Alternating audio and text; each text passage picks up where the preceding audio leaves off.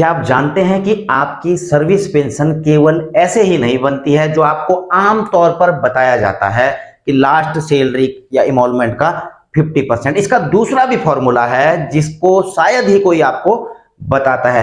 क्या आप जानते हैं कि एक सर्विस पेंशनर्स की मृत्यु के बाद उनके परिवार वाले किस क्रम में उनकी प्राथमिकता होती है? उसके पति पत्नी, माता पिता, या फिर उनके बच्चे, या फिर उनके भाई बहन, कौन किस सीनियोरिटी के आधार पर जो है उनको वो पेंशन के लिए एलिजिबल होते हैं। क्या आप जानते हैं कि फैमिली पेंशन कब तक पूरी मिलती है, कब आधा हो जाती है और कब दोबारा से वो डबल हो जाती है? क्या आप जानते हैं कि पेंशनर्स के पति या पत्नी जो कि फैमिली पेंशन के हकदार होते हैं उन्हें किस कंडीशन में पेंशन के लिए अपात्र घोषित कर दिया जाता है, उनको पेंशन नहीं दी जाती है? क्या आप जानते हैं कि फैमिली पेंशन मिनिमम कितनी होती है और मैक्सिमम फैमिली पेंशन कितनी तक दी जा सकती है? क्या आप जानते हैं कि बच्चे अगर माता और पिता यानी कि अपने पेरेंट्स की दोनों की पेंशन अगर ले रहे हो तो मैक्सिमम पेंशन उनको कितनी दी जा सकती है?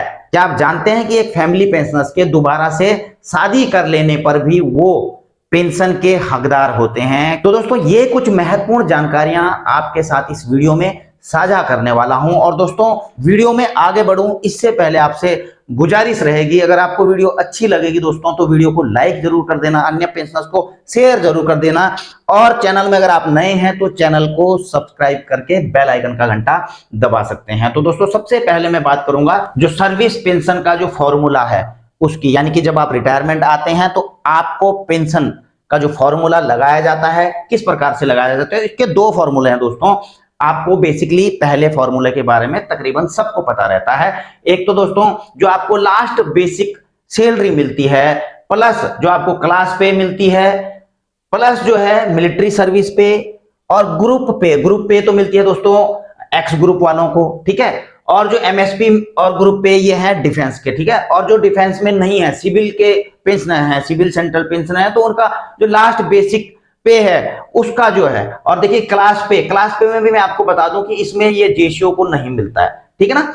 तो ये सारी चीजें जोड़ करके दोस्तों बटे 2 यानी कि इसका 50% जो है आपका बेसिक पेंशन बन जाता है। तो पहला फॉर्मूला तो दोस्तों ये है, और दूसरा फॉर्मूला दोस्तों यह है तो जो आपका लास्ट 10 महीने की एवरेज सैलरी होती है उसका जो है 50% जो है कैलकुलेट किया जाता है, ठीक है ना। और इसमें से इन दोनों में से भी दोस्तों पहले फॉर्मूले में से और दूसरे फॉर्मूले में से जो भी पेंशनर्स के लिए बेनिफिशियल होता है, यानी कि जिससे भी उसकी पेंशन ज्यादा बन रही होती है, तो उसी फॉर्मूले से उसकी पेंशन निर्धारित कर दी जाती है। और दोस्तों आपको पता होना चाहिए कि मिनिमम जो पेंशन है 9,000 रुपए, ठीक है। 9,000 रुपए से कम पेंशन किसी को नहीं दी जा सकती। अगर उससे कम बन रही होगी तो उनको जो है 9,000 से शुरू की जाएगी। अगला दोस्तों मैं फैमिली पेंशनर्स की कैटेगरी के बारे में आपको बताता हूं। देखिए एक सर्विस पेंशनर्स की मृत्यु के बाद जो है जो फैमिली पेंशनर के हकदार होते हैं वो किस क्रम में होते हैं दोस्तों, मैं आपको यह बता दूं। देखिए सबसे पहले होते हैं दोस्तों स्पाउस यानी कि पति या पत्नी, ठीक है ना। अब जो है अगर उनके स्पाउस हैं तो सबसे पहली हकदार हैं उनके पति या पत्नी। अगर इनकी डेथ हो जाती है दोस्तों, इनकी अगर डेथ हो जाती है या फिर रीमैरिज कर लेते हैं, और रीमैरिज की मैंने कंडीशन बताई है, रीमैरिज में भी मिलता है लेकिन उसकी कंडीशन मैं आपको आगे बताऊंगा। रीमैरिज कर देते हैं तो ये इनएलिजिबल हो जाते हैं फैमिली पेंशन के लिए, ठीक है। अब इसके बाद जब ऐसी कार्रवाई हो जाती है तो इसके बाद फिर किसको मिलेगी पेंशन? और इसमें दोस्तों मैं एक और चीज इनएलिजिबिलिटी की बताऊंगा, ठीक है ना। अगर डेथ भी नहीं है, रीमैरिज भी नहीं, तो किस कंडीशन में ये बाहर भी हो सकते हैं, ठीक है, कि इनको पेंशन ही से जो है बेदखल कर दिया जाता है, इनको पेंशन भी नहीं दी जाती है। तो वो तीसरी कंडीशन में आपको आगे बताऊंगा। दूसरा दोस्तों अगर ये सारी कंडीशन अप्लाइड हो जाती हैं, इनएलिजिबल हो जाते हैं, तो दूसरे क्रम में जो है जो उनके बच्चे होते हैं उनको जो है फैमिली पेंशन दी जाती है, ठीक है ना।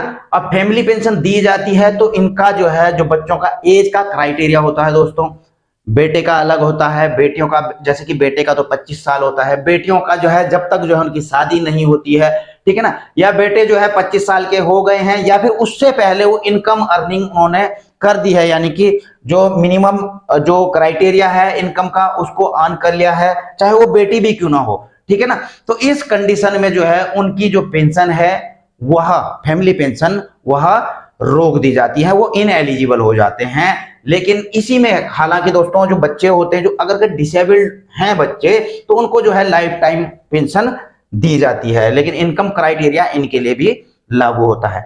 अगला दोस्तों जो पेरेंट्स हैं, अगर बच्चे भी इनएलिजिबल हैं तो बच्चों के बाद जिनको क्रम से जो है पेंशन मिलती है, फैमिली पेंशन, वो मिलती है दोस्तों पेरेंट्स को भी मिलती है, लेकिन उनका भी जो है इनकम का क्राइटेरिया होता है, ठीक है ना, या फिर उनकी डेथ तक जो है उनको पेंशन मिलती है। तो इनको पहले मदर को पेंशन मिलती है, उसके बाद जो है फादर को पेंशन मिलती है। अगला जो है अगर ये तीनों के तीनों जो है कोई भी एलिजिबल नहीं रह जाते हैं तो इसके बाद आपको पता होना चाहिए दोस्तों कि भाई बहनों को भी जो है पेंशन के हकदार होते हैं। और कौन भाई बहन होते हैं दोस्तों पेंशन के हकदार? जो डिसेबल्ड सिबलिंग हैं, यानी कि विकलांग भाई बहन अगर किसी के हैं और ये सारी कंडीशन, ये सारे इनएलिजिबल हो चुके हैं, तो उसके बाद जो विकलांग भाई बहन हैं उनको लाइफ टाइम के लिए पेंशन, फैमिली पेंशन दी जाती है। अब देखिए मैं आपको एक चीज बता रहा था कि non admissibility of family pension की, यानी कि जो है किसको फैमिली पेंशन के दायरे से बाहर किया जा सकता है। If a person is convicted for the murder और अबेटिंग इन the murder of government servant, such a person shall be debarred from receiving the family pension। जी हाँ दोस्तों, यदि कर्मचारी की हत्या या फिर उनकी हत्या में शामिल होने का जो है उनको दोषी पाया गया है, जो उनकी फैमिली पेंशनर्स हैं, तो उनको जो है डिबार कर दिया जाता है फैमिली पेंशन से। लेकिन जो अगले हकदार होंगे, जैसे मैंने आपको बताया स्पाउस के बाद कौन होता है? चिल्ड्रन होते हैं। लेकिन जो नेक्स्ट एलिजिबल मेंबर होता है उनको पेंशन दी जाती है। तो पहले वाले को रोक दी जाती है, डीबार कर दिया जाता है, अगले वाले को दे दिया जाता है। और दोस्तों फैमिली पेंशन आपको पता होना चाहिए कि फैमिली पेंशन जो है, जो ऑर्डिनरी फैमिली पेंशन की मैं अभी बात करूंगा दोस्तों, क्योंकि फैमिली पेंशन और भी होती है लेकिन बेसिकली ऑर्डिनरी फैमिली पेंशन ही होती है। इसके बारे में बताऊंगा। ये इसके दो रेट पर मिलती है दोस्तों। एक होती है दोस्तों पहली इनहेंस रेट पर, दूसरा दोस्तों मिलता है नॉर्मल रेट पर। अब ये मिलता कैसे है, क्योंकि आपको पता होना चाहिए दोस्तों, जो इनहेंस रेट होता है यानी कि बढ़ी हुई दर पर, अगर बढ़ी हुई दर को आप ऐसे समझें दोस्तों, तो जो लास्ट सैलरी होती है दोस्तों, लास्ट पे होती है, मैंने फॉर्मूले आपको बताई दिए, तो उसका 50%, यानी कि अगर आप समझें कि जैसा कि जो सर्विस पेंशनर जितनी पेंशन लेता है, सर्विस पेंशन जितनी होती है, सेम जो है उनको भी मिलती है इनहेंस रेट पर। आप इसको ऐसे भी समझ सकते हैं कि इनहेंस रेट यानी कि फुल पेंशन इनको मिल रही है, जैसा कि सर्विस पेंशन को, ये होता है इनहेंस रेट में। अच्छा, कब तक मिलती है? सबसे पहले मैं आपको बता दूं, देखिए 67 years of age of pensioner और 7 years after death of pensioner whichever is earliers, यानी कि दोस्तों 67 साल की उम्र तक, पेंशनर की 67 साल की उम्र तक। अब यहाँ पे एक कंफ्यूजन रहता है कुछ लोगों की, क्या फैमिली पेंशनर,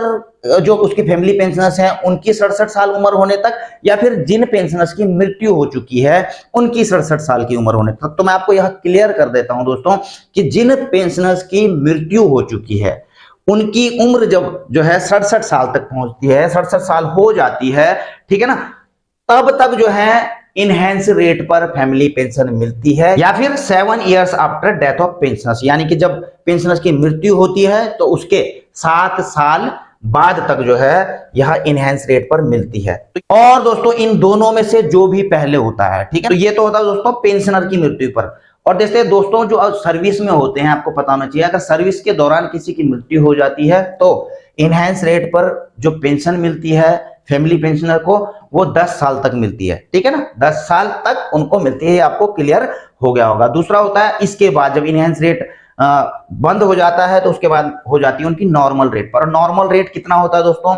जो उनकी लास्ट पे होती है, यानी कि लास्ट पे होती है उसका 30% आप लगा लीजिए, ठीक है ना, या फिर जो है 60% ऑफ बेसिक पेंशन, जो आपको पेंशन मिल रही होती है, ये वाली पेंशन होती है जो आप मिल रही है, तो इसका 60% जो है आपका नॉर्मल रेट पर ऑर्डिनरी फैमिली पेंशन मिलती है। और दोस्तों इसको अगर आप विस्तृत रूप से जानना चाहते हैं तो मैंने ये वीडियो बनाई हुई है, इसमें पूरे एग्जाम्पल भी मैंने दिए हुए हैं, ठीक है ना। तो इस पर 3 लाख से ज्यादा व्यू आ भी चुके हैं दोस्तों, तो इसका लिंक मैं इस वीडियो के डिस्क्रिप्शन में दे दूंगा, आप चाहे तो इसको देख सकते हैं कि भाई किस प्रकार से जो है अलग अलग रेट पर कब तक जो है आपको कितनी पेंशन मिलती है। अगला दोस्तों, इस स्थिति में भी फैमिली पेंशन घटेगी। जी हाँ दोस्तों, एक तो यहां पर घटी जब इनहेंस से जो है नॉर्मल रेट पर आ गए। दूसरी स्थिति भी होती है दोस्तों, यदि पेंशनर्स की उम्र दोस्तों 80 साल से ऊपर है और वो एडिशनल पेंशन ले रहे हैं, ठीक है ना। आपको पता ही है कि जब 80 हो जाता है तो उनको 20% एडिशनल पेंशन मिलती है, 85 होता है तो उनको जो है 30% एडिशनल पेंशन मिलती है। और ऐसी हालत में दोस्तों, ऐसी हालत में ये वाली एडिशनल पेंशन, जैसे अगर इनकी मृत्यु होती है तो एडिशनल पेंशन बंद हो जाती है और जो नॉर्मल रेट पर उनको पेंशन मिल रही होती है फैमिली पेंशन को, वही मिलेगी, ये एडिशनल वाली नहीं मिलेगी। तो इस स्थिति में भी जो है फैमिली पेंशनर्स की पेंशन घट जाएगी, लेकिन फिर उसी स्थिति में फिर बढ़ भी जाएगी। अब कैसे बढ़ेगी? जब जो है फैमिली पेंशनर्स की उम्र, खुद की उम्र जो है 80 साल की हो जाती है तो उनकी फिर से जो है 20% जो है बेसिक में बढ़ जाएगी। 85 पे जो है आपका 30%, 90 पे 40%, 95 पे 50%, 100 पे 100% ऑफ बेसिक पेंशन। तो यहां पर जो है इनके समझ लीजिए इस उम्र पर ये फैमिली पेंशनर्स की उम्र होनी चाहिए, ठीक है। अगला दोस्तों मैं आपको बताऊंगा किसकी होगी कम। जी हाँ दोस्तों, कुछ डाउट्स रहते हैं कि भाई अगर पति या पत्नी को पेंशन मिल रही है, वो तो मैंने आपको बता ही दिया फॉर्मूला कि कितनी मिलेगी। अगर इनको पेंशन मिल रही है, इनकी मृत्यु हो जाती है, कुछ भी ऐसा कुछ हो जाता है तो उनके बच्चों का पेंशन कितना हो जाएगा, कितना कम मिलेगा, या उसमें कुछ बढ़ोतरी होगी, क्या होगी, या फिर बच्चे नहीं हैं, पेरेंट्स को मिलता है, तो अलग अलग स्टेज पे कितनी कितनी कम हो जाती है पेंशन। तो मैं आपको बता दूं दोस्तों, जो फैमिली पेंशनर्स के रेट हैं वो सबके लिए इक्वली एप्लीकेबल हैं, सबके लिए वही एप्लीकेबल हैं। इनहेंस रेट पे हो, नॉर्मल रेट पर हो, या फिर एडिशनल पेंशन हो, ये सारी की चीजें सबको जो है बराबर मिलेगी। ऐसा नहीं है कि पति पत्नी है तो उनको ज्यादा मिलेगी और इनको कम होती भी चली जाएगी, ऐसा कुछ भी नहीं है। तो ये भी डाउट आपका खत्म हो गया। आपका अगला दोस्तों, शादी करने पर भी फैमिली पेंशन। जी हाँ दोस्तों, अब एक चीज आप देख रहे होंगे दोस्तों यहाँ पर, if a deceased government servant of pension is survived by widow और widower family pension at the so and so such widow or widower up to the date of death of remarriage, whichever is earlier, the eligibility of widow or widower for family pension shall not be affected by the amount of her or his income from other source। यानी कि यदि एक service pensioners की मृत्यु हो जाती है दोस्तों, तो ऐसे में जो उनकी विडो हैं, ठीक है ना, जिनको फैमिली पेंशन मिलनी होती है, चाहे उनकी कितनी भी कमाई हो रही हो अदर सोर्स से, फिर भी उनको फैमिली पेंशन मिलेगी up to the date of death और रीमैरिज। यानी कि जब तक उन फैमिली पेंशनर्स की मृत्यु नहीं हो जाती या फिर वो दोबारा से शादी नहीं कर लेती। लेकिन दूसरी कंडीशन देखिए दोस्तों, इसमें एक और है, where a deceased government servant is survived by a childless widow, यानी कि उनकी पत्नी की जो है कोई बच्चे नहीं हैं, on remarriage by the childless widow family pension shall continue to be payable to her. यदि कोई चाइल्डलेस जो है विडो है और वो दोबारा शादी कर लेते हैं तो उनकी पेंशन रोकी नहीं जाएगी, उनकी पेंशन चलती रहेगी। लेकिन इसमें कंडीशन क्या है, if her income from other source is less than the amount of minimum family pension. लेकिन इसमें देखें, इसमें तो इनके लिए कोई इनकम की कोई कंडीशन नहीं है, चाहे कितनी भी इनकम अदर सोर्स से मिल रही है तो इनको मिलती रहेगी जब तक उन्होंने शादी नहीं की है, ठीक है। लेकिन इस कंडीशन में जो चाइल्डलेस विडो है अगर शादी कर लेते हैं और उनकी अगर जो है मिनिमम अदर सोर्स से कोई इनकम है, जो मिनिमम फैमिली पेंशन की आपको पता ही है 9,000 जो होती है अभी, ठीक है, अगर इससे ऊपर अगर इनकी इनकम हो जाती है दोस्तों तो इनकी पेंशन रोक दी जाएगी। और डियरनेस रिलीफ तो सबको मिलता है दोस्तों, ठीक है, जो महंगाई राहत है वो आपको मिलती ही मिलती है। और शादी के बाद चाइल्डलेस विडो की इनकम अगर जो है जो एक्सीड कर जाती है अदर सोर्सेज से, तो फिर उनकी पेंशन बंद करके जो दूसरा उनके बाद जो एलिजिबल फैमिली पेंशन के लिए है उनकी पेंशन जो है शुरू कर दी जाती है। अगला दोस्तों, मैक्सिमम लिमिट क्या है फैमिली पेंशन की, आपको पता होना चाहिए।